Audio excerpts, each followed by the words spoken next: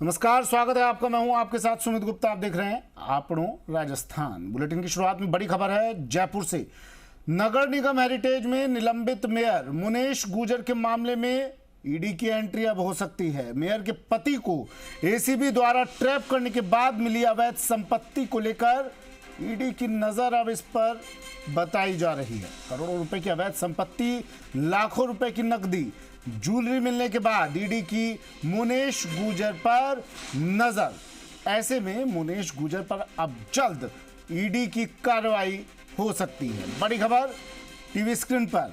ED की entry अब इस पूरे मामले में जल्द हो सकती है।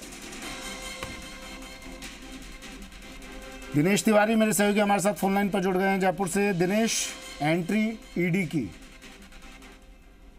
बिल्कुल, देखिए सुमित, इस तरह के सूचना मिल रही है, इस तरह के जो सूत्र है वो सूचनाएं दे रहे हैं कि ईडी की एंट्री अब नगर निगम हेरिटेज के पूरे मामले में होने वाली है, क्योंकि एसीबी ने जो ट्रैप की कार्रवाई को अंजाम दिया था, नगर निगम हेरिटेज के मेयर के पति सुशील गुर्जर को गिरफ्तार किया, उसके 2 दलालों को गिरफ्तार किया था। वहां से कई गुना संपत्ति जो उन्होंने आवेदन में मेयर बनते समय जो आवेदन में की थी, उससे कई गुना संपत्ति वहां पर मिली है। और ये संपत्ति कहां से आई, इस बारे में भी मेयर के पति ने कोई जानकारी नहीं दी। तो अब इसमें ईडी की एंट्री हो सकती है। वहां बताया जा रहा है कि जब उसकी गिरफ्तारी हुई तो वहां लगभग 40 लाख रुपए से ज्यादा की नकदी, और जब एसीबी ने उसे बाद में पूछताछ की, रिमांड पर लिया, रिमांड में कई अवैध प्लॉटों के जो है दस्तावेज वहां पर मिले हैं। ऐसे में कम से कम 30 से 35 प्रॉपर्टियों के दस्तावेज मिले हैं, लॉकर मिले हैं। तो लॉकर में भी 50 लाख से ज्यादा कैश और एक बड़ी मात्रा में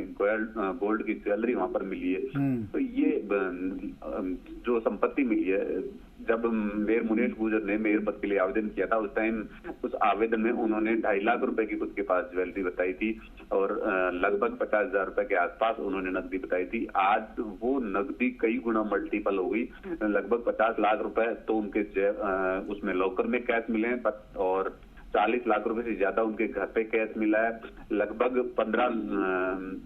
15 लाख से ज्यादा की ज्वेलरी उनके घर पे मिली है और लॉकर में भी एक बड़ी मात्रा में ज्वेलरी मिली है। ऐसे में कई प्रॉपर्टी के खबर, ये तस्वीर न सिर्फ मुनेश गुर्जर के पति बल्कि मुनेश गुर्जर के लिए कितनी बड़ी परेशानी लेकर आने वाले हैं। बिल्कुल, देखिए ये बड़ी परेशानी ही मेयर मुनेश गुर्जर के लिए होगी, क्योंकि इस पूरे मामले में हालांकि मेयर मुनेश गुर्जर ने हाथ खड़े कर दिए थे, लेकिन इस पूरे मामले में कहीं ना कहीं उनकी मिली भगत एसीबी को भी नजर आ रही है और ईडी को भी नजर आ रही है, जिसके चलते ही इसमें ईडी की एंट्री हो रही है। क्योंकि जो फाइलें थी, पट्टों की फाइलें थी, वो अब मुनेश गुर्जर के घर पे कैसे पहुंची, अगर मुनेश गुर्जर का इसमें कोई रोल नहीं था, क्योंकि पट्टों पे हस्ताक्षर, पट्टों पे साइन तो मुनेश गुर्जर के ही होने थे। ऐसे में मुनेश गुर्जर के घर पे वो पट्टों की फाइलें कैसे पहुंची, उनके ऑफिस से वो फाइलें उनके घर पे कैसे शिफ्ट हो गई, किस तरह पट्टों का कारोबार उनका घर पे चलने लगा, इन सब मामलों को लेकर अब ईडी पूरी। और अब इस मामले में और कौन कौन से बड़े नाम हैं, बड़े चेहरे हैं जो जद में आ सकते हैं? इतने सालों से, इतने वक्त से मुनेश गुर्जर इस काम को कर रही थी, आगे बढ़ा रही थी। कुछ और नाम क्या सामने आ सकते हैं क्या दिनेश?